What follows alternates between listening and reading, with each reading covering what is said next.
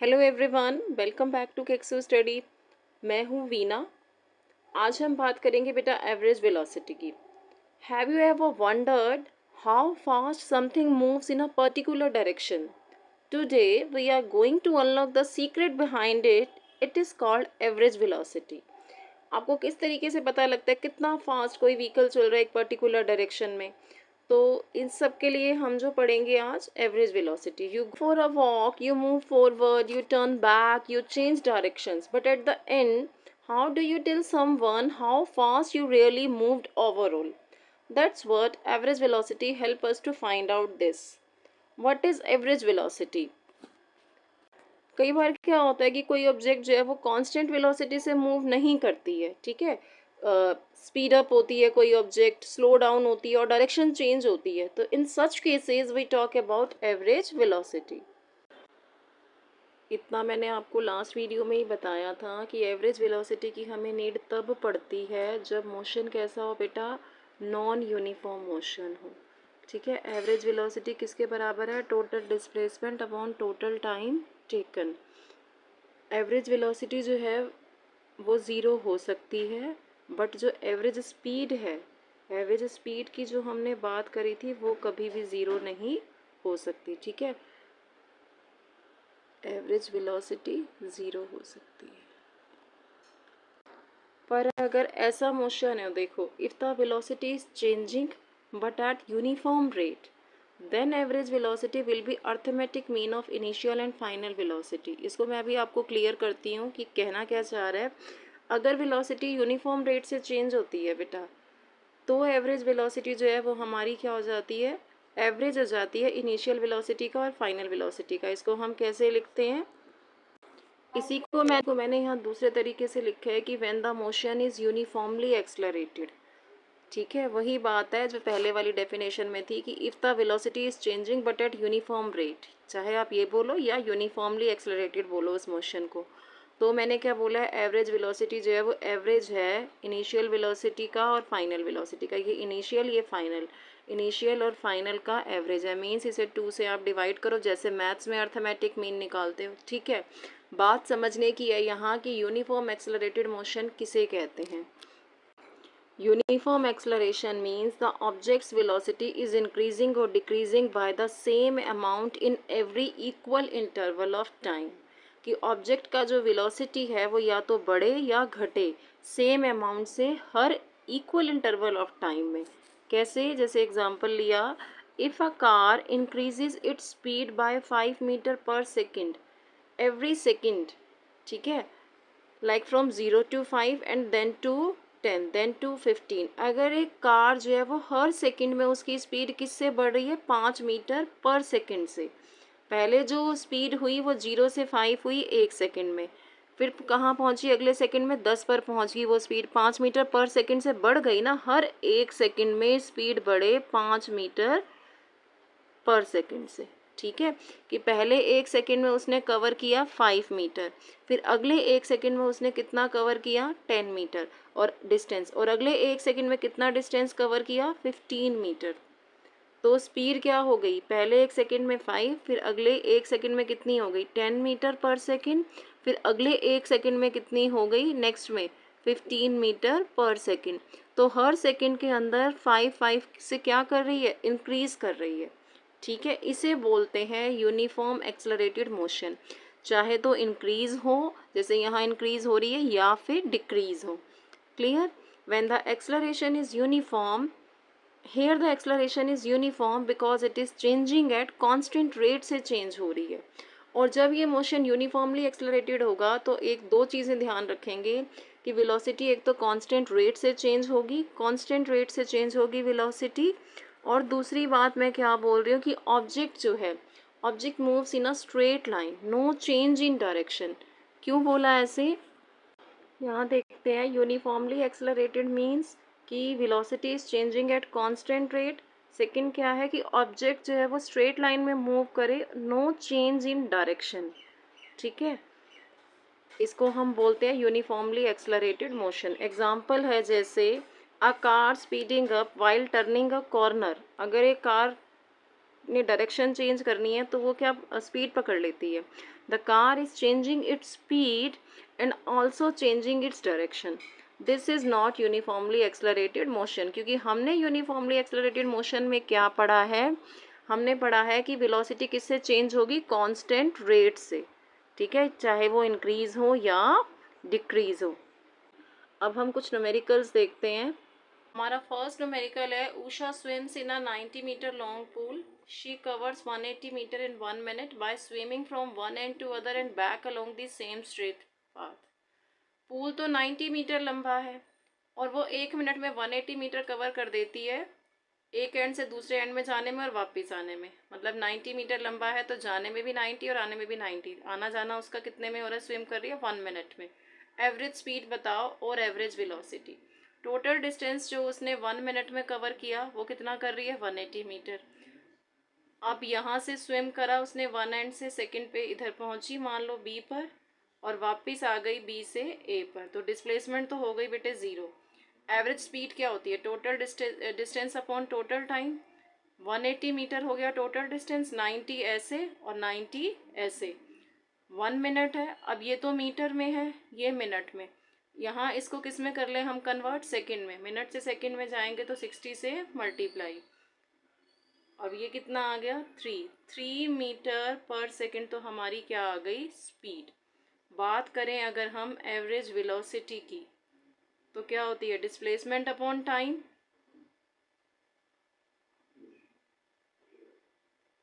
Displacement 0 तो average velocity क्या हो गई, 0 मीटर पर सेकेंड. ठीक है, आंसर क्या हो गया, the average speed of Usha is 3 metre per second but average velocity क्या हो गई, 0 metre per second.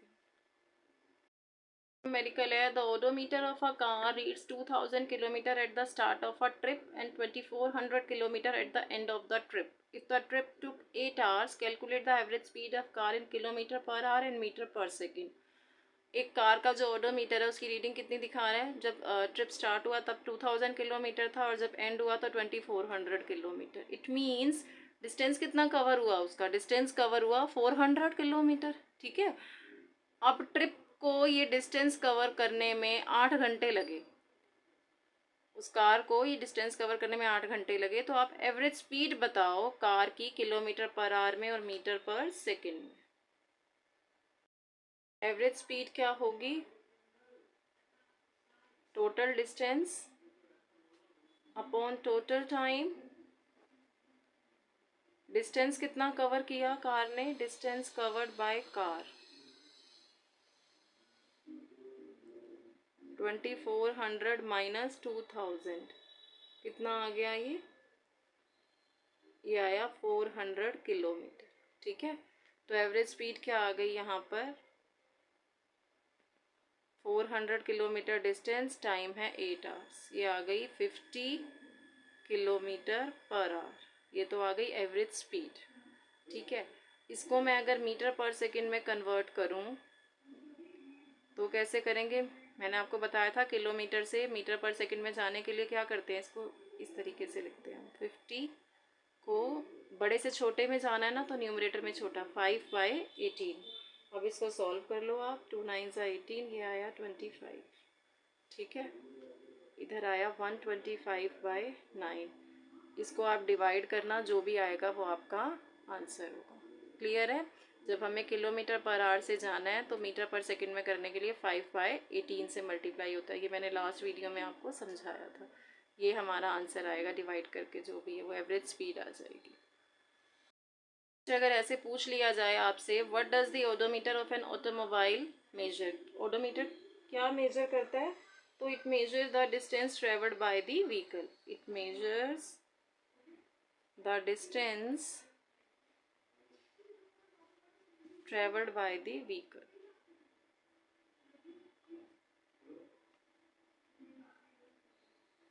Clear. Next question है, person walks 500 meter north in 5 minutes, then walks 500 meter back south in 10 minutes. Find average speed and average velocity. इस numerical में क्या कहा जा रहा है कि एक पर्सन पहले 500 मीटर नॉर्थ जाता है फिर 500 मीटर वापस आ जाता है साउथ की तरफ। अगर इधर गया, यहाँ पहुँचा नॉर्थ में, तो फिर वापस 500 मीटर साउथ में आ जाता है। ठीक है, तो टोटल डिस्टेंस कितना कवर हुआ? टोटल डिस्टेंस कवर हुआ 500 प्लस 500, कितना आ गया ये आया 1000। ठीक है, 1000 मीटर तो डिस्टेंस उसने कवर किया। तो एवरेज स्पीड क्या आ गई बेटा? एवरेज स्पीड आ गई total distance upon total time. तो ये आया 1000 मीटर, तो इसका डिस्टेंस हो गया। टाइम हमें मिनट्स में दिया हुआ है, मिनट से सेकंड में जाएंगे तो 60 से मल्टीप्लाई करेंगे। अब इसको हम यहाँ सॉल्व करते हैं, तो ये आया 20/6। अच्छा, यहाँ एक मिस्टेक हो गई ना, 5 मिनट्स तो उसे नॉर्थ में जाने में लग रहे हैं और 10 मिनट्स उसे साउथ में। तो टाइम तो हमारा कितना हुआ? टाइम हुआ हमारा 5 + 10, 15 तो हमारा टाइम हो गया 15 मिनट्स, और डिस्टेंस हो गया हमारा 1000। ठीक है, इसको हम ऐसे लिखेंगे 1000 अपॉन 15। अब इसको 60 से मल्टीप्लाई करेंगे, ये आएगी हमारी एवरेज स्पीड। इसको सॉल्व कर लो यहाँ से। 5 3 ज़ा 15, ये आ गया 2 3 ज़ा 6, 10/9, 1.11 आ गया। स्पीड तो आ गई ये। अगर हम एवरेज वेलोसिटी अब फाइंड करें, तो पहले नॉर्थ में गया वो पर्सन और फिर साउथ की तरफ आया, वही 500 वापस उसी पोजीशन पे आ गया ना। 500 नॉर्थ की तरफ गया, 500 बैक साउथ की तरफ आ गया, तो डिस्प्लेसमेंट क्या हो गई? 0। तो यहाँ पर एवरेज वेलोसिटी क्या आ जाएगी? 0 मीटर पर सेकेंड। ठीक है, अगर ये क्वेश्चन पूछ लिया जाए, under what condition is the magnitude of average velocity of an object equal to its average speed? कौन सी कंडीशन में एवरेज वेलोसिटी जो है वो एवरेज स्पीड के इक्वल होगी? तो सिर्फ और सिर्फ एक ही कंडीशन है इसमें, only when the object moves along a straight line path. जब स्ट्रेट लाइन पाथ होगा, वापस नहीं आएगी, ठीक है, कुछ मोशन बैक में नहीं कवर करेगी, तो only when the motion of an object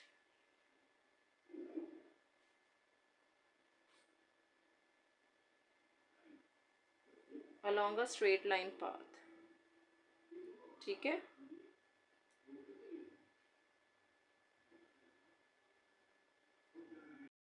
numerical है, a car travels 22 kilometre south, 22 kilometre south यानी ऐसे। ठीक है, 12 kilometre west and then 14 kilometre north. ये 14 किलोमीटर इसने नॉर्थ कर लिया। 22 इतना ले लो, है ना, ये 22, ये 12 किलोमीटर वेस्ट, और ये 14 किलोमीटर जो है नॉर्थ हो गया। हाफ एन आवर में इतना डिस्टेंस उसने कवर किया। एवरेज स्पीड बताओ और एवरेज वेलोसिटी। वेलोसिटी के लिए तो देखो, इनिशियल ये था, पहले इधर गया साउथ में, फिर वेस्ट में गया, फिर नॉर्थ में गया। आपको डायरेक्शन समझ में आनी चाहिए इस तरीके से। देखो, ये ईस्ट, ये वेस्ट, ये नॉर्थ और ये साउथ। तो पहले किसी को भी आप डायरेक्शन जब दी जाती हैं तो हर किसी को यहाँ मान के चला करो इधर, और साउथ में गया तो ऐसे। इसलिए मैंने इस पॉइंट को यही माना, यहाँ से गया ये साउथ में, फिर यहाँ से ये हो गया वेस्ट, इधर जा रहा है ना, तो वेस्ट में और फिर नॉर्थ में। तो हमें अगर वेलोसिटी बोलूँ तो देखो, ये इनिशियल पॉइंट था, ये फाइनल, तो वेलोसिटी तो ये डिस्प्लेसमेंट हो गई उसके लिए। सबसे पहले हम फाइंड करते हैं एवरेज स्पीड। एवरेज स्पीड क्या होती है? Total distance upon total time. Distance कितना है? 22 + 12 + 14, और टाइम हाफ एन आवर है, तो हाफ एन आवर को मैं 0.5 लिख दूँ। ठीक है, अब इसको हम सॉल्व करें तो ये आएगा 48। अब ये 0.5 पॉइंट हटाएं तो इधर 10, और ये कितना आ गया यहाँ से? 96 किलोमीटर पर आवर। इसकी एवरेज वेलोसिटी देखें तो ये डिस्टेंस क्या होगा? पहले इसको देखें, ये 12 है, तो ये भी कितना हो गया? 12। ठीक है, रेक्टेंगल बन रहा है, ये 14, तो इतनी हाइट भी क्या हो गई, पूरी 22 थी ना, ये पूरी 22 है बेटा, पूरी। अब जब इतनी 14 हो गई यहाँ, तो ये कितनी बची, 22 माइनस 14 कितना आ गया, 8। तो ये राइट एंगल ट्रायंगल बन रहा है। यहाँ लगाओ पाइथागोरस थ्योरम। ये हो गया ए, ये बी ले लो, ये सी। तो A C square is equal to A B का स्क्वेयर प्लस बी सी का स्क्वेयर। जब पूरी ये लेंथ, इसको डी ले लो, ए से डी की जो लेंथ है वो 22 है, ठीक है, ये पूरी लेंथ 22 है, ये 14 हो गई, opposite sides equal in a rectangle, तो ये ए बी कितना आ गया, 8। अब हाइपोटेन्यूज का स्क्वायर हम जानते हैं इज इक्वल टू बेस का स्क्वायर प्लस परपेंडिकुलर का स्क्वायर, तो ए सी का स्क्वायर ये आ गया 8 का स्क्वायर, 12 का स्क्वायर, ये कितना आ गया 64, और ये आया 144, 208। तो ए सी कैसे आएगा, अंडर रूट ऑफ 208। ये तो आ गई डिस्प्लेसमेंट, ठीक है। अब हम एवरेज वेलोसिटी कैसे फाइंड करेंगे, डिस्प्लेसमेंट अपॉन टाइम। तो टाइम वही कितना है, 0.5 करेंगे, इसको आप सॉल्व कर लेना, जो भी आएगा आपका आंसर, ठीक है। That's it for today's explanation on average velocity. If you found this video helpful, make sure to like, share and subscribe to Keksu Study for more cool science lessons. See you next time. कहूँगी अगर video बेटा पसंद आया तो please like, share and subscribe ज़रूर करें, अपने friends को शेयर करिए। मिलते हैं नेक्स्ट वीडियो में। Thanks for watching.